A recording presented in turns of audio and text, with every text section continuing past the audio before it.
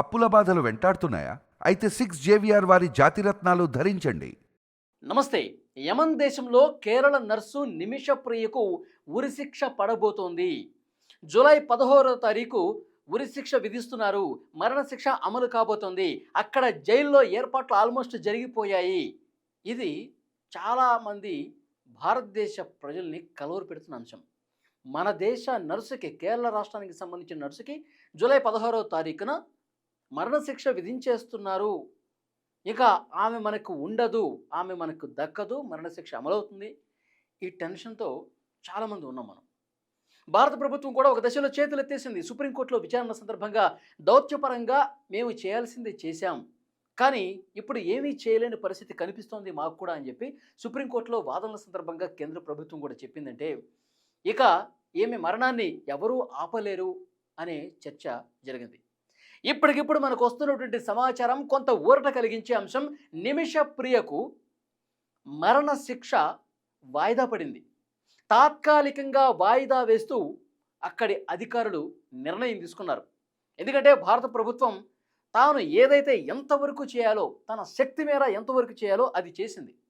అక్కడ ఉన్న జైలు అధికారులతో, ప్రాసిక్యూషన్ అధికారులతో నిరంతరం సంప్రదింపులు జరిపి ఒక సూచన చేసింది. అక్కడ బాధిత కుటుంబం ఎవరైతే ఉన్నారో వాళ్ళు, నిమిష కుటుంబ సభ్యులు పరస్పరం ఒక అంగీకారానికి రావడానికి మరికొంత సమయం ఇవ్వండి ప్లీజ్ అని మన దేశం రిక్వెస్ట్ చేస్తే, అక్కడ జైలు అధికారులు, అక్కడ న్యాయ అధికారులు దీనికి ఒప్పుకున్నారు. సరే, మేము తాత్కాలికంగా దీన్ని వాయిదా వేస్తున్నాం.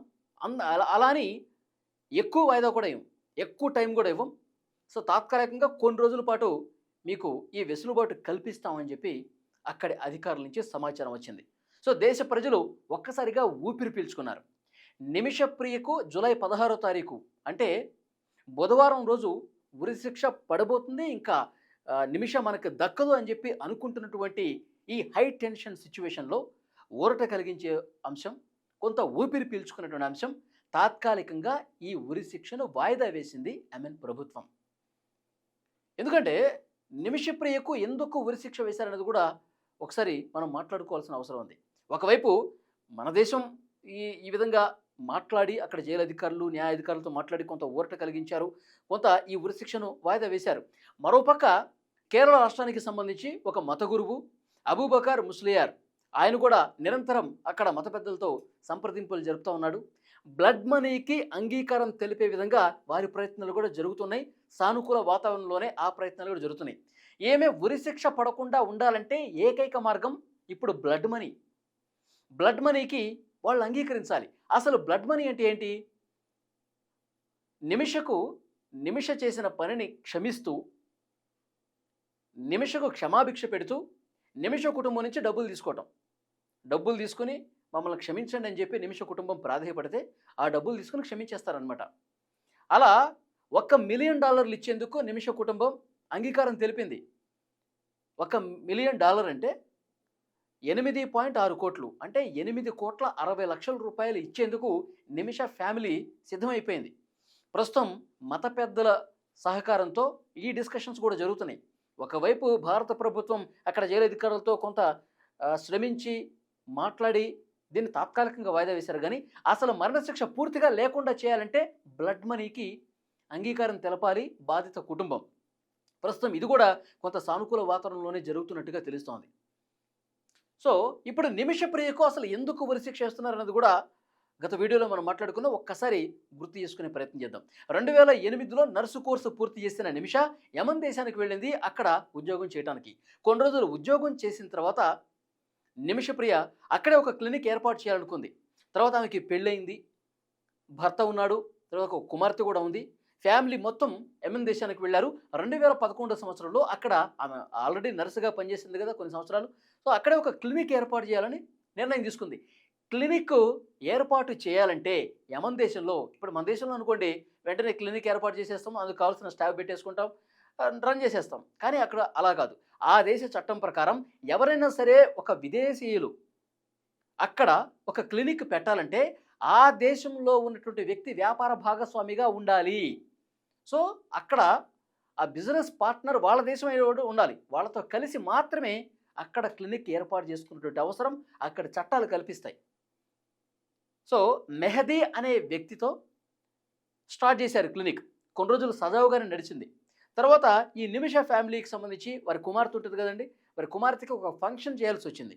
సో కేరళకొచ్చారు. ఆ ఫంక్షన్ పూర్తయిపోయింది. అయితే ఈ ఫ్యామిలీలో డిస్కషన్స్ ఎలా జరిగినాయంటే, మనకక్కడ బాగానే ఉంది. క్లినిక్ ఏర్పాటు చేసుకుని అంతా బానే ఉంది.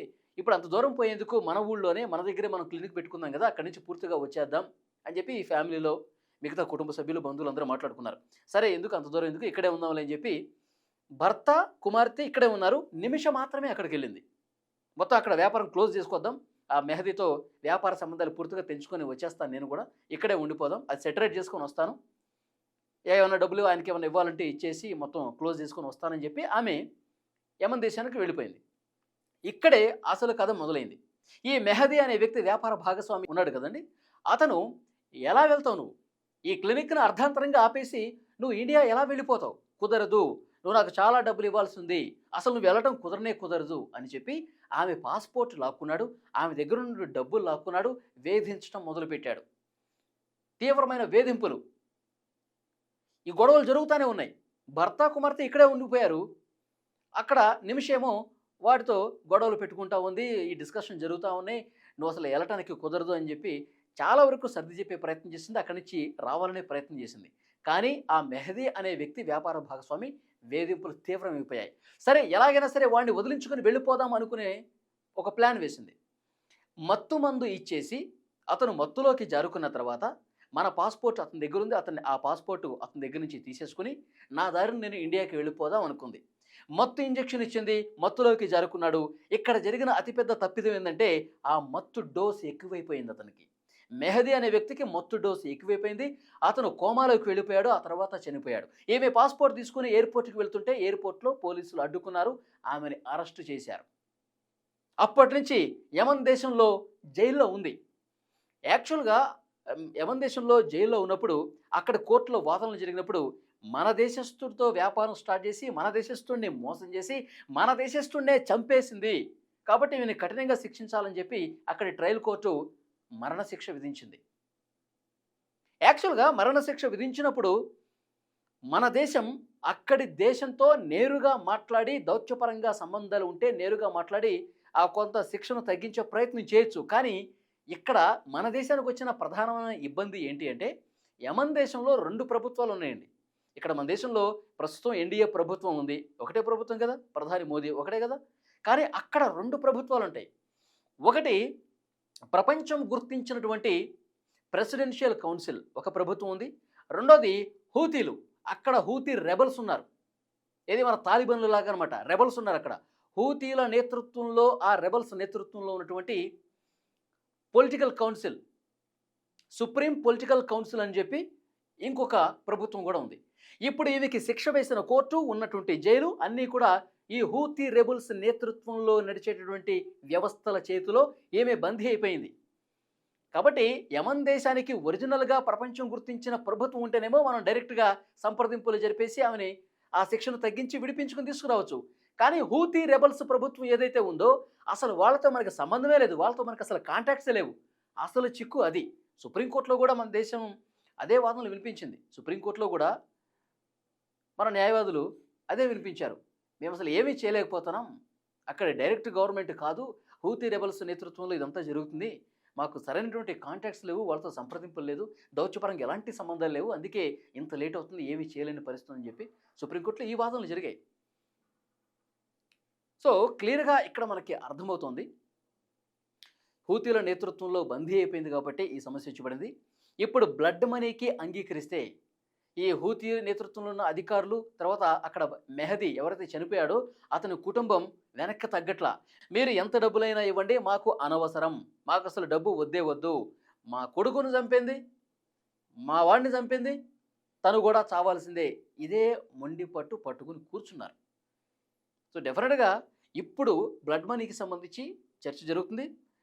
తప్పైపోయింది, క్షమించండి అని ఇప్పుడు నిమిష కుటుంబం కూడా, నిమిష తల్లి, కుటుంబ సభ్యులందరూ కూడా కోరుతా ఉన్నారు.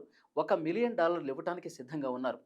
కేరళ రాష్ట్రానికి సంబంధించిన ముస్లిం మత పెద్దలు కూడా నేరుగా అక్కడ మత పెద్దలతో సంప్రదింపులు జరుపుతున్నారు. ఇప్పటి వరకు అయితే బ్లడ్ మనీ అంగీకరించామన్న వార్త అయితే రాలా. బ్లడ్ మనీకి అంగీకరిస్తే ఇక మరణశిక్ష లేనట్టే, సేఫ్గా ఆమె కొన్ని రోజులు జైల్లో ఉండి వచ్చేస్తుంది. అలా కాదు, ఇది తాత్కాలిక ఊరట అయితే మాత్రం, బ్లడ్ మనీకి వాళ్ళు అంగీకరించకపోతే మాత్రం కొన్ని రోజులు లేట్ అయినా సరే ఉరిశిక్ష పడుతుంది, మరణశిక్ష పడుతుందని ఈ ఆందోళన ఎక్కువైంది.